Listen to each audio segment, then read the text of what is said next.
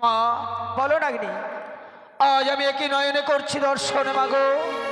এই যেন লোহার আচির, লোহার প্রাচীর, লোহার বাসর ঘর, কিন্তু এই বিশাল দেহ নিয়ে কি করে প্রবেশ করব বাসরের ভেতর? শোনো নাগিনী, তুমি ছড়ে যাও সেই ঈশানকোণে।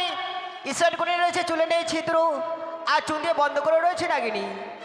তুমি জয় মা মনসা দেবী, জয় মা পদ্মাবতী, জয় মা বিশহরী বলো, তাহলে দেখবে মোটা সুরল সুতায় সঞ্চয়িত হবে নাগিনী। বেশ, তাই যদি হয় জননী, এই মুহূর্তে আমি তব নাম বদনে করবো উচ্চারণ। দেখি দেখি কতক্ষণে বিশাল দেহ সুতর সঞ্চার হয় আমার। জয় জয় মা পদ্মাবতীর জয়, জয় জয় মা বিশহরীর জয়, জয় জয় মা মনসার জয়। কি ওগো মা, আজ আমার দেখতে দেখতে বিশাল দেহ সুতর সঞ্চার হলো জননী, কিন্তু আমি যে বড় নিস্তেজ হয়ে গেলাম। আমি নিস্তেজ অঙ্গ নিয়ে কি করে প্রবেশ করবো এই বাসর ঘরে মা? বেশ নাগিনী, তুমি কিছুক্ষণ অপেক্ষা করো।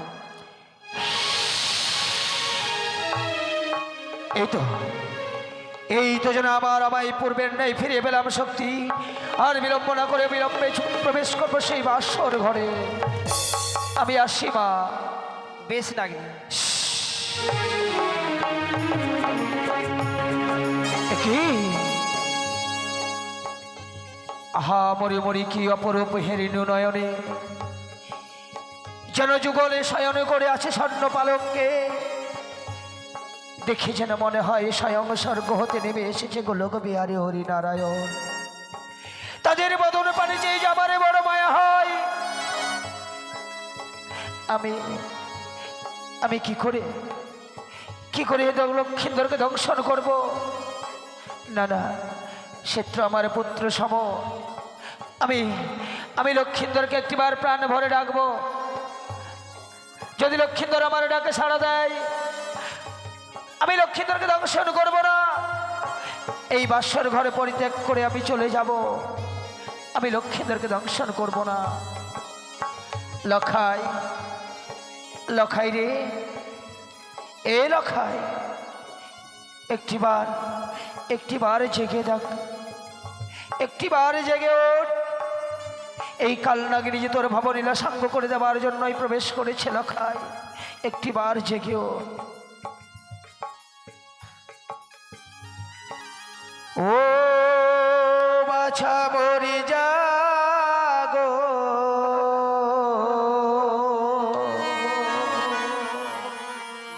বাছা মরি জাগো রে,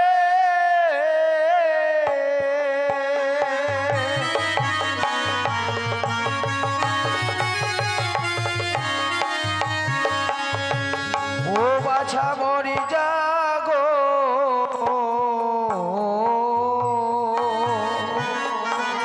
বাছা মরি জাগো রে।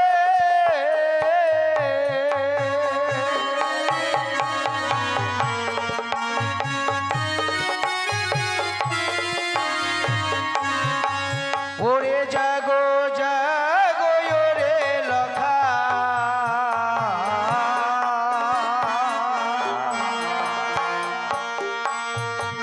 তুমি কতই নিদ্রা যা, ওই না কালে নাগিনী ডাকে তোমায়, নয়ন মেলে যাও বাছা মরি।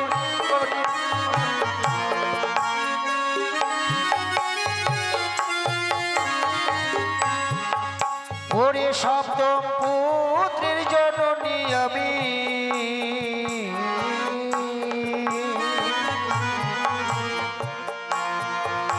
আমি থাকি ত্রিভুবনে।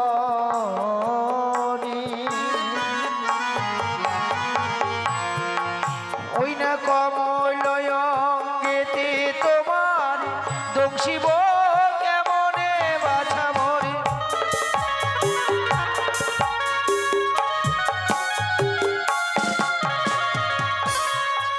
যেন কোকিল কুজন করে,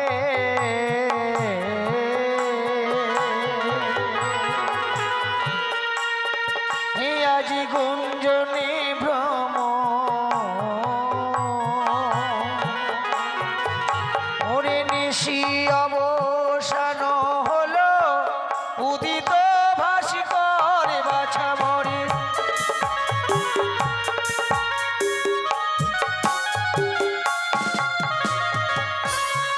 হিওরে হায়রে দারুণ বিধি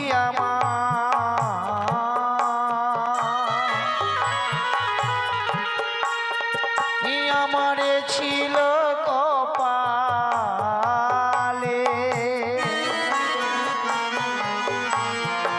ইয়োগো কেন বিধি নাগিনী কুলে জন্ম দিয়েছিলে বাছা মরে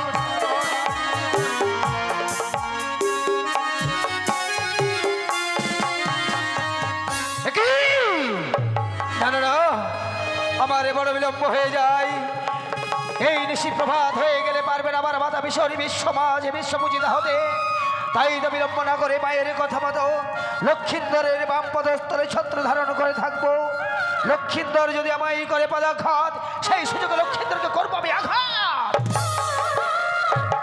লক্ষিন্দর ও নরধম নরকের কীট সাধারণত মানব হয়ে নাগিনীর মস্তকে করলি পদাঘাত তোমার রক্ষা নাই তো সহ্য করে বিষাক্ত নাগিনীর বিষয়ে জানো সাক্ষী দেয় চন্দ্র সূর্য সাক্ষী দেয় গ্রহ তারা সাক্ষী দেয় আকাশ বাতাস সাক্ষী দেয় বনের পশু পাখি সাক্ষী দেয় তেত্রিশ কোটি দেবগণ সকলকে সাক্ষী রেখে লক্ষ্মীদেরকে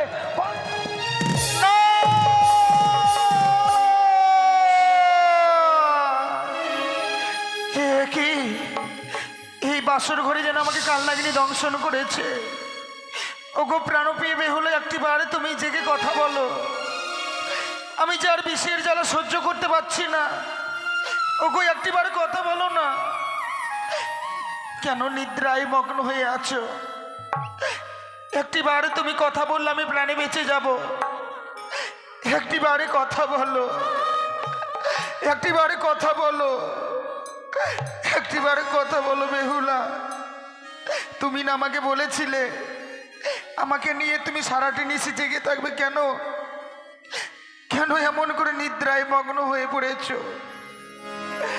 ওই নাই উঠো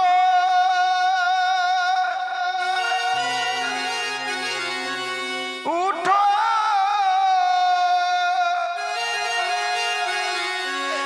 গন্ধবা নিয়ারি ঝি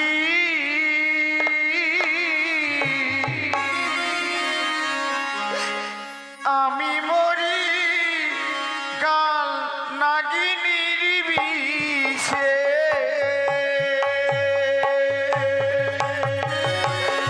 বেহুলা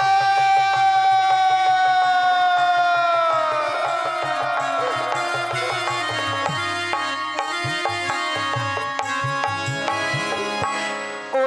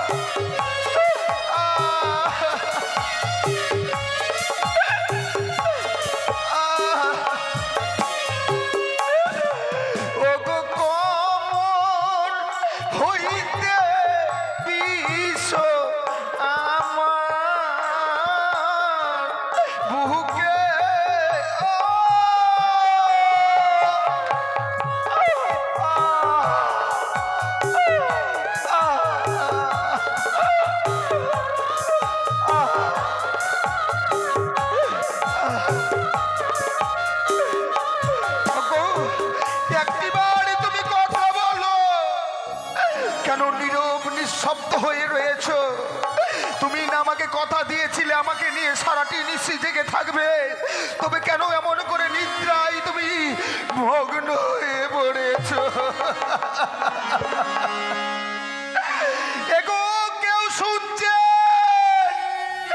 একটিবার বাসর ঘরে এসে দেখে যাও, আমাকে যেন গো কাল লাগিনি দংশন করেছে। কেউ আছেন? একটিবার দেখে যাও।